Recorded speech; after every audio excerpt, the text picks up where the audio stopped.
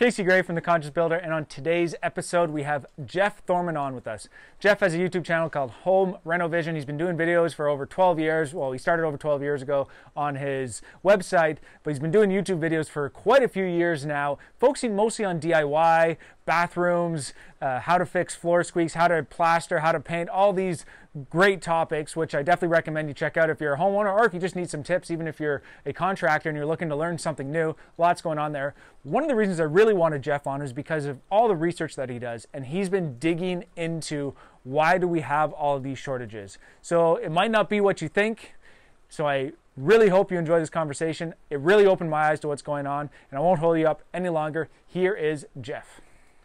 Okay, I'll look at Jeff for the most part, and then... Oh, yeah, you're part of that club, eh? Oh, yeah. That's why I wear a hat. Nice, yeah. I didn't shave my head, so... I'm just going full Bruce Willis. Jeff, happy to have you here. I'm excited to chat about... We're going to get into some stuff more with relation to the supply chain. But before we get into that, let's learn a little bit more about you. Home Renovision. Yep. DIY is really what you're focusing on now with your YouTube channel. It's taking off. But you were doing something before that. You've been doing videos for 12 years now, or at least... Yeah, with Max. Yeah, with Max. So let's go back. So what were you doing at that point? Why did you start introducing videos? And where did Home Renovision come from all of a sudden? Yeah, so 12 years ago, I was in contracting. I was small crew, 3 guys. We were doing custom bathrooms, one at a time, right? Mm-hmm. It was a nice, easy niche. You know, you get to do quality work, have a lot of fun, do some unique situations, and it wasn't such a grind. Like, it wasn't a production grind, right? Right. It was very much about the process and the finesse and the vision of what you're going to have at the end from the beginning. And so I'm a visual guy, and I was able to really excel at doing the custom bathroom thing, right? Because that's an area where a lot of people have trouble. You know, connecting the dots between the drawing and the designer, and then what the house is actually giving you to work with. Right. It can be tricky. And there's a lot going on in a bathroom. Yeah, and so knowing the products, because I was a big researcher, and I love to dive into the supply chain. Where is that coming from? What are my options? I always sourced out wholesale options, because as soon as you get into a wholesale supplier, you're open up to a world. Instead of 5 SKUs at Home Depot, you've got 1,500, right, at the wholesale supplier, and they got catalogs of information and not just a 3-foot piece of shelf. Right. So it was eye-opening, and I started to research, you know, the supply chain, how I can get my products cheaper and get better quality for the same price, and so I really loved doing that, and I was having some success with the small business model of doing 1 bathroom custom at a time for folks, and business was growing, and I wanted to build my website, and everybody in town had pictures of work they'd done. Well, as soon as you get into this business, you realize in a quick hurry the camera lies. Right? Especially now, because people don't like to talk about it. Is that a rendering, or is that actually, right? Like, you can't tell sometimes. It's kind of funny, because even with 4K cameras, the picture still lies. I mean, if I had to, I could shoot a video of a finished room that's only got 1 coat of paint, no paint on the trim, and we can just adjust the light, and the camera lies. Right. And it looks great. And that's a good point. So a lot of what people see in pictures and television isn't that good in reality, but the camera lies. Mm-hmm. And so I thought to myself, you know, if I could do video, at least I'd be able to stand out from all the pictures. And so I figured I'd better differentiate myself in the internet with video, so people can be confident that, oh, that's actually his job and he built that. Right. And then they can see the process, they can see what our site looks like, what my approach to working is. And so that's a long story all of a sudden, isn't it? So well, very forward thinking. That makes a lot of sense, right? That's one of the... We weren't doing it's this just 12 good years marketing, ago, really. It's just like, right? It's the reality of what's actually happening. It's just good marketing. And so my daughter had a friend who just recently graduated from college, a videographer, and he was starting a business. And I invited him out to film some videos to put on the website. I struggled to make him charge me enough money to make it worth his while to come out. And he instead invited me to become an actor in the movie that he was producing as compensation. And so I agreed and spent the better part of 6 months every day after work going to this movie set for 2 or 3 hours and filming his video for him. And That's how we got to be Can good we friends. download that movie anywhere, or is it? Yeah, it's available. You can get it on our site, actually. It's called How It Is. Have to check it out now. Yeah, it's corny and cute, but yeah, it was a lot of fun. It's probably the best movie I've ever seen that cost only $1,000 to make. So anyway, we had that experience together, and one day the idea came up about, how long can you work on the tools, right? You got to start thinking. Mm-hmm. I needed a retirement plan. We had an idea of the kind of revenue that people were making. Yeah. Right. If they had some success on there, and we're like, a few thousand a month would be a great retirement bonus. Mm-hmm. There's no pension plan in this business, No. right?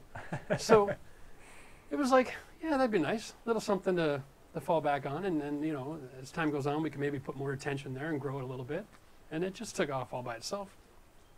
We originally sat down and realized there was nobody from TV on YouTube, except for videos about their personal life, which led me to believe that HGTV had everybody under contract, and they weren't allowed to do any content on a competing medium. Right. And so I realized in a quick hurry, there was a real big void there. And there weren't any big players. We actually launched the channel with the first 20 videos, little snippets, 3 5-minute videos of me renovating Max's mom's bathroom. Just doing a shower and tub surround, nice and simple, just talking through the process. And we found out that there's a lot of people out there who may have digested thousands of hours of television renovation shows and never learned anything. Right. Because it's done in like 30 minutes, right? It's done. There's no time to talk about a process. Yeah. So, there's a lot of marketing in those shows, but not a lot of information. So I could tell that the way you tell your story too is obviously you like research. You said that, but then you're kind of proving that. But in our conversations, you've been talking about the supply chain thing. I'm like, all right, that's really interesting. Let's chat about that, because I think it's really important for everybody watching this to understand, both on the homeowner side. We get a lot of contractors who watch our stuff. You get homeowners on your end. Yeah. But share what you found, what we were just talking about earlier, actually, with regards to supply chain and how it actually. This isn't a surprise to the people dealing with the supply chain by the sounds of it, but it's a surprise to everybody else. And everybody, like everywhere we go, everyone's blaming COVID, right? Or delayed because of COVID. It's COVID this, whatever it may be. But what's actually happening based on the research? It's actually a little further from the truth than that. There's no direct link between COVID and supply chain issues. See, this is the stuff we need to hear. Right? Everybody thinks it is, but it's not a direct link. COVID changed people's buying habits. Right. Right? So you take all that money from, let's talk NBA, $40 billion a year. Mm-hmm. Most of that, half of it is in the stadium, and half of it's TV revenue. Well, if there's no games, there's none of any of it. That's $40 billion that's in people's pocket. Hockey, soccer, baseball, IndyCar, you pick it. Travel and tourism. No one's going anywhere. Mm-hmm. So you've got an economy of consumers who are addicted to spending their money. If they don't spend it on one thing, they're going to spend it somewhere else. And so when they're told to stay at home, the next thing they can do is spend it on their home. Because they get bored, right? What are you going to do? Well, we were going to go to the French Riviera, so we're going to put in a pool with some rocks and waterfalls, and we're going to spend $100,000 landscaping the backyard this year. That kind of thing. Those decisions were made in a heartbeat, because interest rates are so low for so long. People can afford to do this. Now, depending where you live, there's a different effect, right? But it really comes down to buying habits. So we basically just took our money and we started spending it somewhere else, and by spending it somewhere else, that's where the supply chain issues came in. Yeah, because if you take a look at economics, the household income, okay, there's the median income in Canada is just around 60,000, okay, and during COVID it only dropped to 55. Okay. Okay, because most people in Canada maintain their same income level. Right. Because that makes sense. Right. Now, the people in the lower income brackets, they're the ones that are devastated the most, right? Students, part-time workers, the industries that serve people on site, where you got to go to brick and mortar stores. Mm-hmm. And those stories can be tragic and not to be forgotten. But what we're talking about is, what do people do with their extra money? Well, the people that have extra money kept making their money. Mm-hmm. So there's a ton of it around. Yeah. And they don't like here to in save. Ottawa, where we are, it's tech and government, right? So, well, between tech and government in Ottawa, Ottawa, I think, is a really great petri dish of stupidity, because we have the lap of luxury in this town. We really are a very unique city. We don't have a massive crime issue. We've got way too many people with way more money than they need, and yet we still have socioeconomic issues, right? You're never going to escape it. Mm-hmm. We've proven that here. No matter how good it gets, there's still problems. But what we do have is a lot of people putting a lot of pressure on how much product is produced, because it's moved their purchasing power. So, for instance, instead of going on vacation, family of 4, 1 week, 10,000. You can do it cheaper. But if you're going to fly somewhere with your family and get a hotel and eat, you're talking 10,000 bucks. Mm-hmm. You don't even have to pull out a pencil and make notes. You know it. It's going to, to start, honey, we need 10 grand. Now you want to move that into a project in the house. Okay, so contractors are now booked solid. And the companies that supply these products are always a year ahead in their transition, in their planning, right? So I was on the phone talking with some people who are part of the supply chain, who supply the wholesalers, who supply all the stores, right? And they're on the phone with, just before COVID hit, they just finished their run of pressure-treated lumber. Like, they were done. right. So they've got a forestry business in the summer in Canada, and in the wintertime they make pressure-treated lumber. So when COVID exploded, they just finished their production based on last year's forecast. Well, within 3 or 4 weeks after the COVID came and everybody got adjusted to the fact that we're stuck at home, that's when their value shifted from the backyard was maybe later to, I need it now. Right. I'm going to go crazy if I'm in this house any longer, because we just got out of winter. Right. We can't go anywhere. Got to get outside. Got to get outside. And so what happened is they saw the spike, 400% increase in demand in a week. So what are they doing now? So if they're planning, so it's been over a year now. It so has they've been over seen a year. that. But they also know that as soon as we get back to normal-ish, those desires where to put the money is going to switch again. So when do you think we're going to get back to normal-ish? Well, here's the projection. They expect another full year.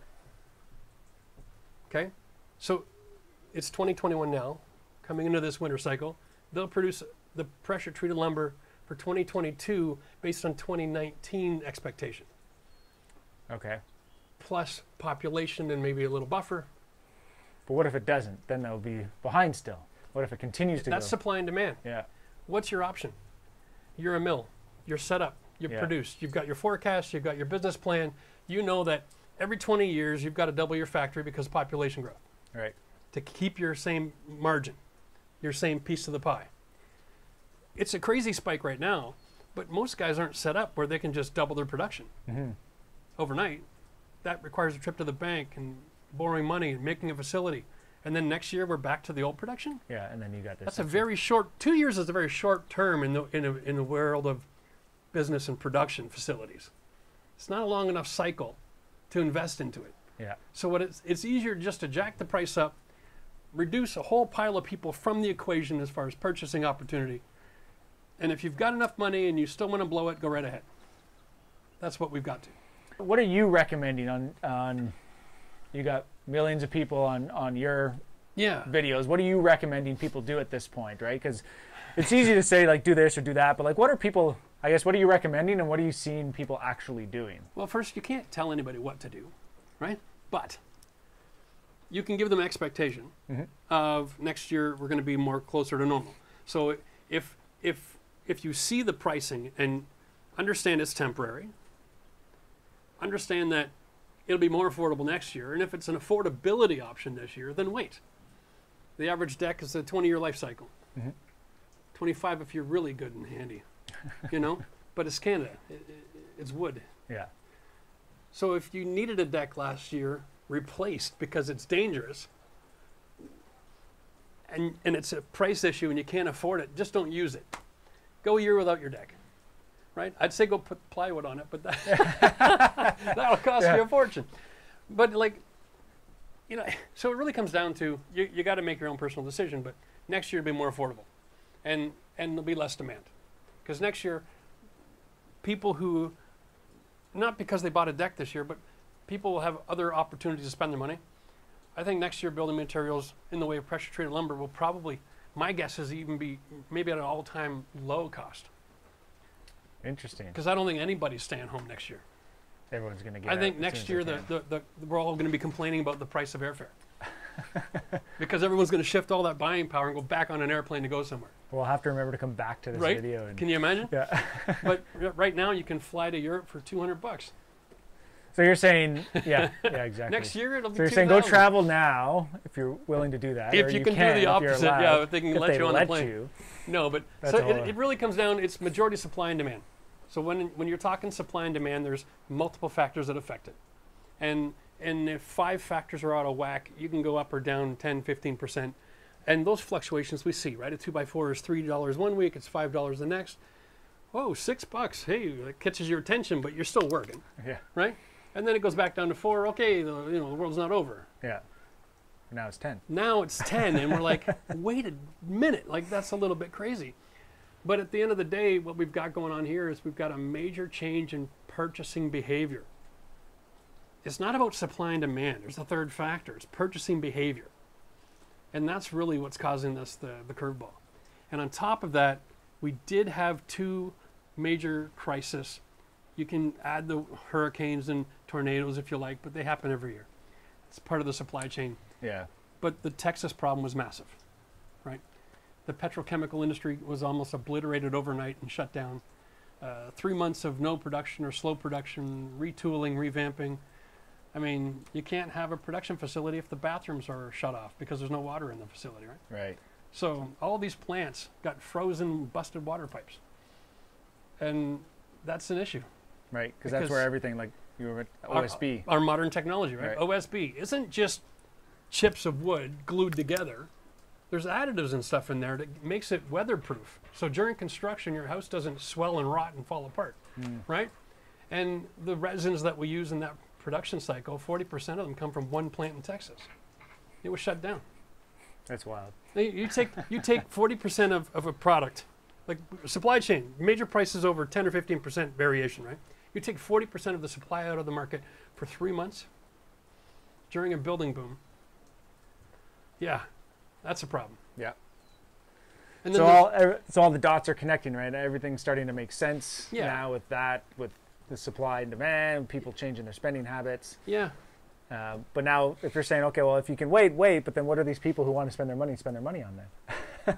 Well, that's it. Like, that's why it becomes a personal choice. Right. Because there's some, on my site, our YouTube channel, we still have a massive number of people watching how to build a deck video. They're going to do it anyway. They're going to do it anyway. They're like, you know, honey, it was going to cost me $3, but now it's going to cost me $7. And damn it, I'm going to be stuck at home again this year. I'm spending the $7. Might as well do it. Money's in the bank. The house is worth $30,000, $50,000 more this year than it was last year, because that's the housing market we're in. Don't ask me. So it's not necessarily lost money per se. It's just, it's there. They don't want to lose the opportunity of enjoying their summer, because right now having an outdoor deck, somewhere to eat outside and relax, it's a mental health issue now, right? Oh yeah, for sure. Especially if you're cooped into a smaller house with your family. And the kids are home, and you know, dad's chomping at the bit. He's kicking the dog now. You know, you don't want to get him any more frustrated. I was talking to a real estate agent friend, and he said the divorces, he's like, are crazy right now. What he's dealing with is people selling and buying houses that are because of divorces. And this is part of the crisis we talked about in the other video. You know, you've got to be worst case scenario minded when you're buying a house. Yeah. When you're renovating a house, worst case scenario. Yeah, absolutely. You know, like I remember my last couple of years in business, Casey, I found people were so at the edge of their stress meter, right? Like the smallest thing would happen and they'd fly off the handle. Right. I'm like, you've got to reevaluate your life. Because I'm in your house now and I'm a major stress. You can't handle it when you get a phone call that your kid's late 5 minutes coming home. Like, this is weird. I did not enjoy the last couple of years in business. I found clients just were too high strung. Yeah, it's when you're working in a house where the clients are there too. It's definitely a very different thing. Right? Most of the projects that we do now, because they're larger, they're not there. It's smart. But we've had to deal with that in the past, and usually it's not really me on site, it's the guys on site, so they're often in awkward situations, but that's completely different. And that's not necessary. It's like the 10 hats that contractors wear. It's like you have to be all the trades, right? You have to be an electrician, you have to be plumber, you have to be a mechanical guy, you have to be a carpenter, but then you also need to be a financial advisor, and then you need to be a marriage counselor. You got to be a good bartender. Yeah. So, but yeah. Yeah, you need a lot more social skills than you used to, right? I used to just say I swing a hammer. I don't, you know. Yeah. But now it's like, man, yeah, the world needs to just change their expectations, because they're living a fast-paced, stressful life, and at the same time they're watching TV that makes everything look so quick and simple and easy. And just go for dinner. When you come back, you'll have a new kitchen. And well, let's talk. That's perfect transition. Then let's go into your channel. Like, what are the things that you're teaching on your channel? We'll share the link so that everyone can see that as well. Yeah, yeah. But what are you teaching? Because I know you're not going for the contractors. You're going for the DIY people. But if I go to your channel, what am I going to see? Well, that's a funny thing, because we focus on DIY homeowners, right? We focus on people who can't afford to hire a good quality contractor, because I'm of the firm belief that somebody who owns a house, who's given good information, is going to take the time to do a better job than someone who isn't a reputable contractor, who's just got a dollar world figured out. So, you know, if I charge $1,000 for X, Y, and Z, and I can get it done in 3 days, I can make my living. Mm-hmm. And no matter what happens in those 3 days, that project's finished in that third day, right? And then you get the 2 taillight warranty. Yeah, and so, but that is a reality. There's a lot of guys out there who are, I'll install it. They're installers, they're not contractors, right? Right. It's a different market. You can't call them contractors, because there is no, and if something goes wrong, then this is what I'm going to do for you. That's what the contract is for. Yeah, yeah. So, yeah. We solve problems. Right. So, what we teach is we try to give people advice. I've seen so many projects in the years. You know, when I was in the custom bathroom business, you get invited to someone's house, and it was always the same thing. The bathroom, they couldn't do on their own. Oh, but they were so proud of all the flooring and paint work that they did. And it was atrocious. Right? Every time you walk into a house, it's like, oh, you destroyed your home. Congratulations. And it was always the same thing. And they realized there's so many people in that housing market of do your own flooring and paint poorly, that they actually will sell theirs and buy someone else who did the exact same poor job, and that becomes their normal. Right. And I call it doing yourself in.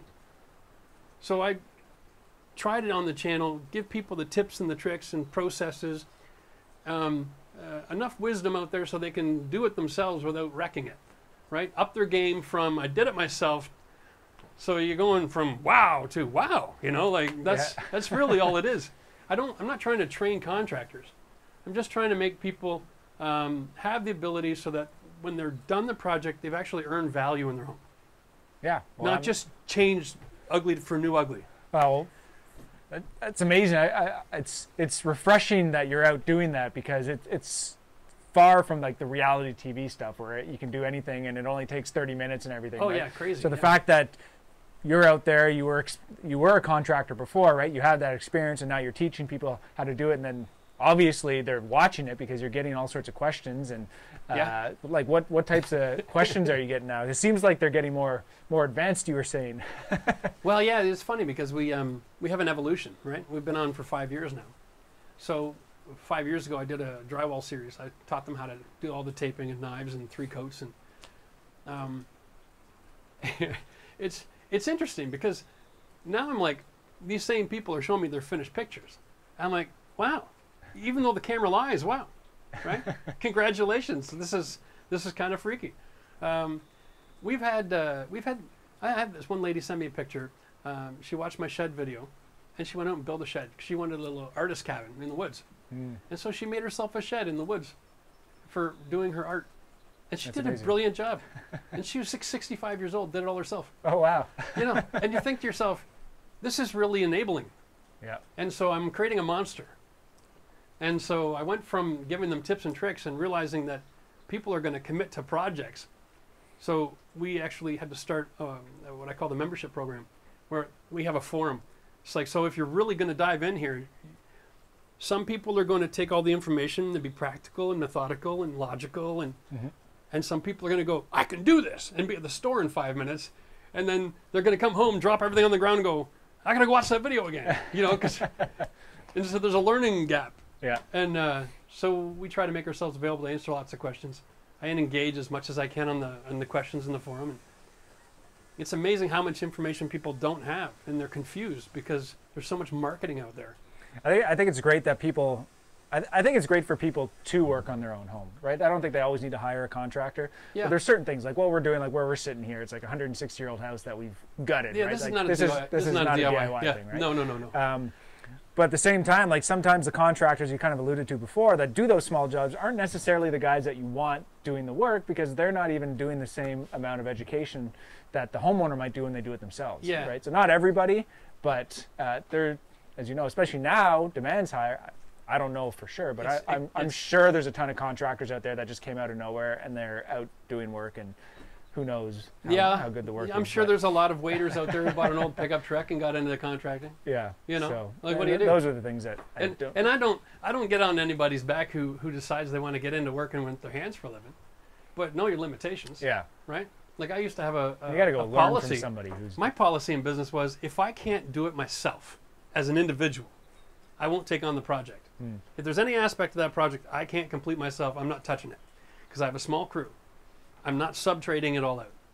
And it was like, if somebody quits my crew, I need to be able to fill their shoes. So that's why I stayed with custom bathrooms. It was my peace of mind metric, right? Yeah. If I'm going to do one at a time and do custom and make it perfect, then I didn't want to ever do anything that I wasn't comfortable or learning at someone's house. Yeah. You know, it's not a place to experiment. Makes sense. Yeah, right? All right, so we covered a lot here. We might as well end on that note. Like, before we go though, do you have any parting words of advice for our viewers, or any recommendations For contractors? Could be contractor, anybody. Like, Yeah. Wow, you got me on the spot here. I don't have a cookie cutter answer. My advice this year is over communicate. Tell all of your clients. It's going to be strange. Do yourself and your clients and the world a favor, and don't start something you can't finish. You got to have 100% certainty that you can get to the other side. Because, like you said, you know, bad things can happen. Mm-hmm.